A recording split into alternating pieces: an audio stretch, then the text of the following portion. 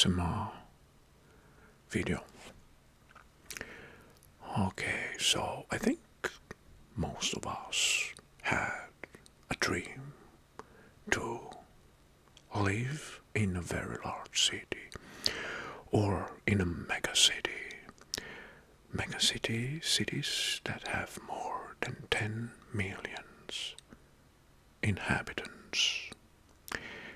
There are plenty of advantages and opportunities, but let's unveil some untold facts about,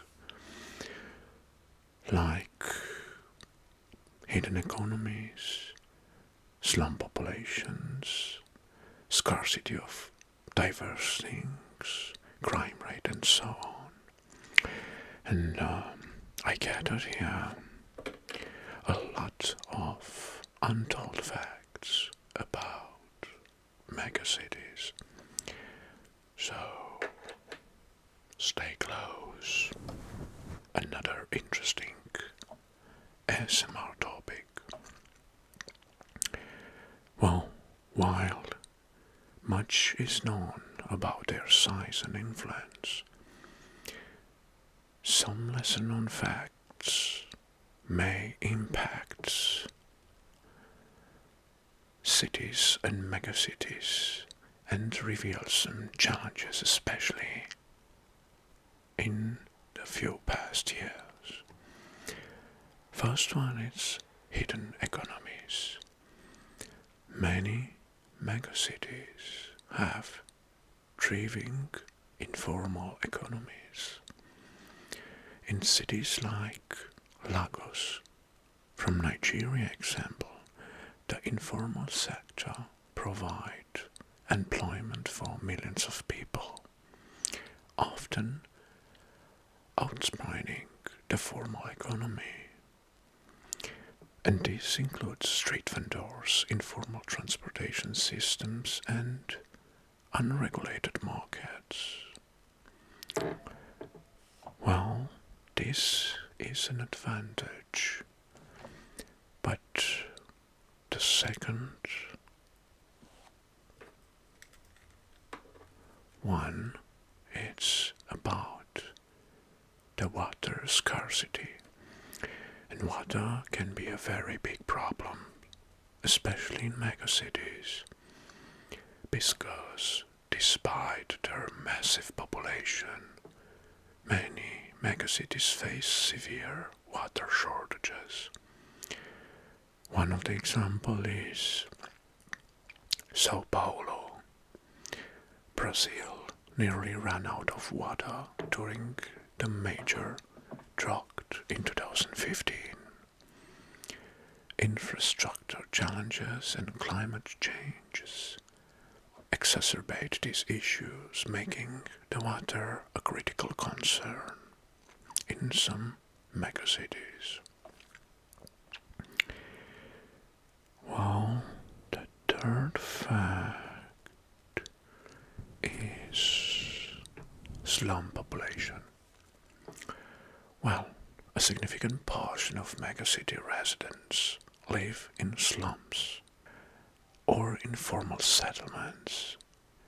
In cities like Mumbai, India, and Dhaka, Bangladesh, the problem is that over 40% of the population lives in such conditions. And though access to the basic services like fresh water, sanitation, healthcare, and education is very limited. So this is a drawback.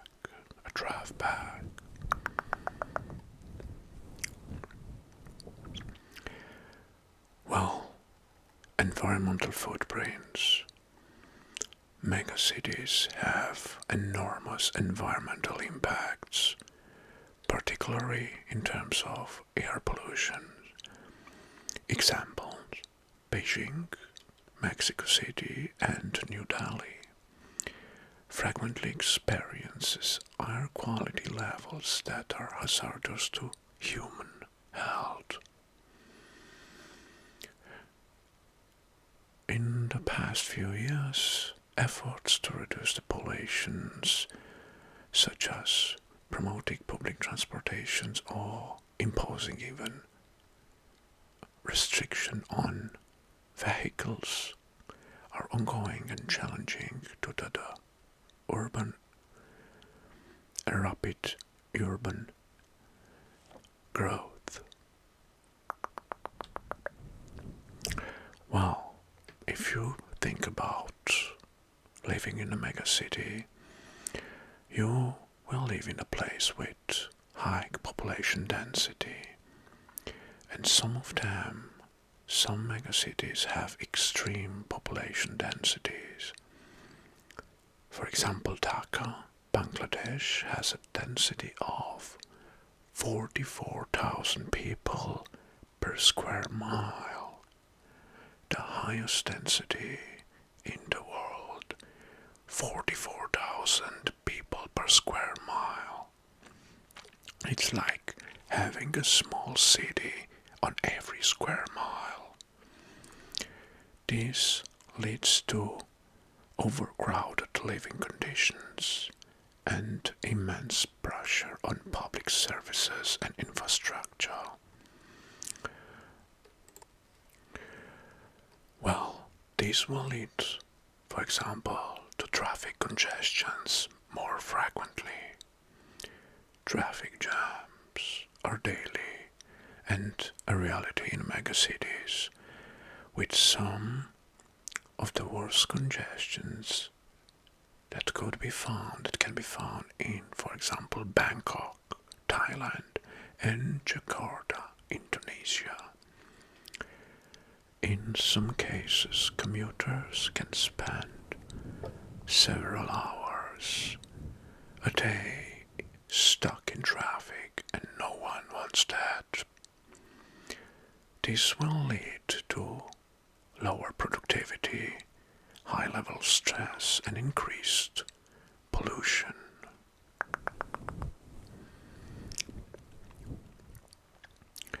Another untold fact is the urban growth.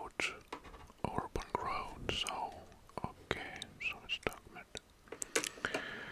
Well, many megacities have an unprecedented growth rate. For example, Lagos is one of the fastest growing cities in the world, with an estimating 85 people moving in the city every day. So, try to imagine that 85 people are moving daily in a city. This rapid growth often leads to unplanned urban sprawls, where the infrastructure and services will have a lag behind the population growth. Another drawback, right? Well, megacities often are magnet to the unemployed people and from people that are in the closest proximity area. But there are also some advantages. One of them is the cultural melting pots. Yes, megacities are often cultural melting pots, attracting people from all over the world. For example, London and New York City, for instance, they are home to over 800 languages, making it one of the most linguistically diverse cities in the world. Well, this diversity brings a rich cultural tapestry, but also presents challenges in terms of social integrations. Well, this is an advantage. Well, next it's technological innovations, and this is a big advantage. To manage the complexities of a megacity life. Many cities are adopting smart technologies. For example, Singapore uses a range of sensors and data analytics to manage everything from traffic to energy consumptions, for example. And doing that, it's one of the leading global leaders in urban smart innovation. This is an advantage because Singapore it's not only one. We can make some few examples of smart cities like Tokyo, New York, for example. Right.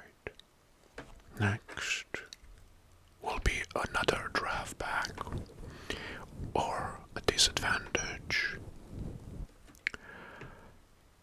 Despite the economic might, megacities often have stark social inequality.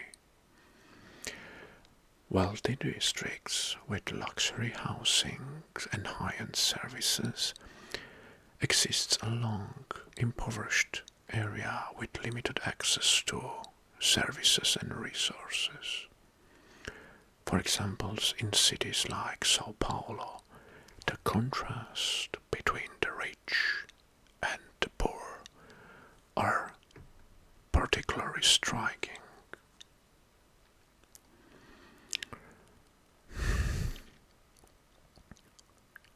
Next, disasters.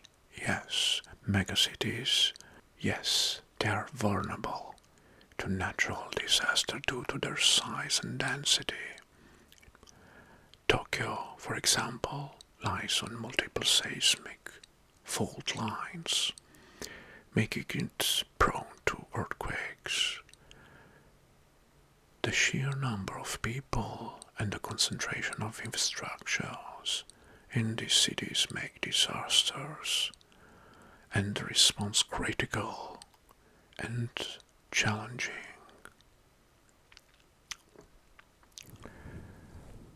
And another example is Mexico City or Ciudad de Mexico, which is sinking itself by 2 or 3 centimeters each year.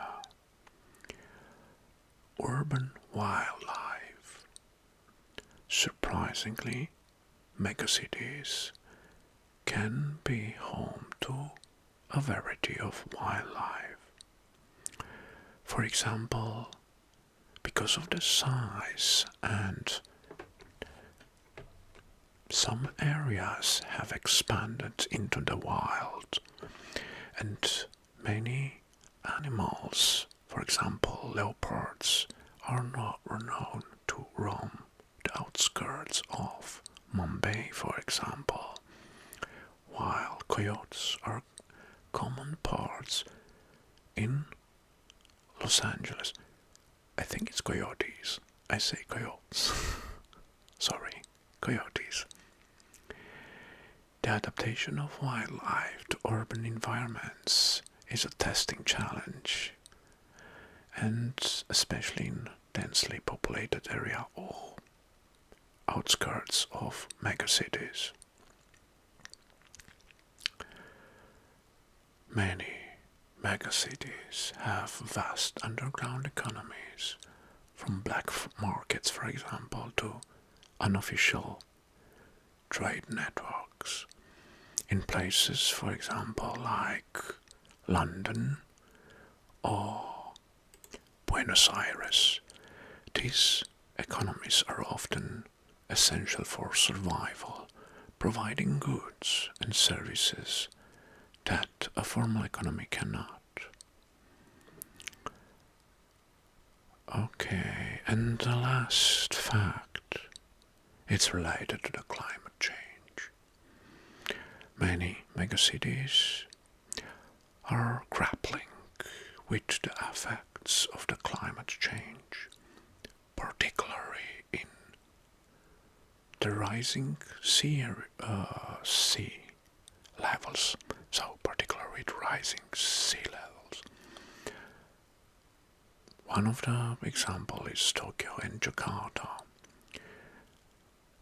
For example, Jakarta is sinking at an alarming rate, prompting the Indonesian government to plan a new capital city. For example, coastal megacities like Miami and Shanghai are also at risk from rising waters. Well, if we combine all the facts that I get at it and I expose them, some of us will think about again if they want to move to some megacities, because these untold facts for someone can highlight the complexity and diversity of life in a such giant community. Besides the places that are offering immense opportunities, they're offering also, or they're requesting, some significant challenges to survive there, requiring innovative solutions to ensure sustainability in the urban living. If you ask me, I prefer smaller city because I think the life is easy in a smaller city. Well, not very small. They must have over 100,000 inhabitants to be considered a medium or a large city. But I don't think that I could live in a mega city. Well, I didn't try, but I cannot say that I cannot adapt, but I don't think I'm gonna like this kind of idea. I hope you enjoyed this video, and of course I want to know your opinion, so leave a comment below related to the subject. And because we are at the end, of course, this is my bye-byes outro. Until next time, all the best. Bye-bye.